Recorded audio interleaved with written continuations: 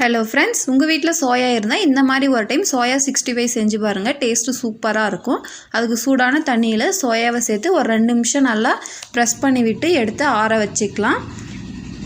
இப்போ இன்னொரு பவுல் எடுத்து அதில் 1 table spoon cornflour, 1 table spoon அரிசி மாவு, 1/2 டீஸ்பூன் மல்லித்தூள், 1 பிஞ்ச் மிளகாய்த்தூள், தேவையான அளவு உப்பு, 1 டேபிள் ஸ்பூன் சில்லி பவுடர், அப்புறம் 2 டேபிள் ஸ்பூன் தயிர் சேர்த்து தேவையான அளவு தண்ணி சேர்த்து இந்தளவு மிக்ஸ் பண்ணி எடுத்துக்கலாம். இதில் 2 பல் பூண்டு தட்டி போட்டிருக்கேன்.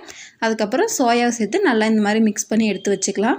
இப்போ சூடான எண்ணெயில் கொஞ்சம் கொஞ்சமாக சேர்த்து நல்லா கோல்டன் ப்ரௌன் கலர் வர அளவுக்கு பொரித்து எடுத்துக்கலாம். பாருங்கள், நல்லா கோல்டன் ப்ரௌன் கலர் வந்துருச்சு. இப்போ நம்ம ஒரு பிளேட்டில் எடுத்து வச்சுக்கலாம். இப்போ நம்மளோட சோயா 65 ரெடி ஆகிடுச்சு. இது தயிர் சாதம், சாம்பார் சாதம் எல்லாத்துக்கும் சூப்பரான சைடிஷாக இருக்கும். ட்ரை பண்ணி பாருங்கள். வீடியோ பிடிச்சிருந்தா லைக் பண்ணுங்கள், சேனலை சப்ஸ்கிரைப் பண்ணுங்கள்.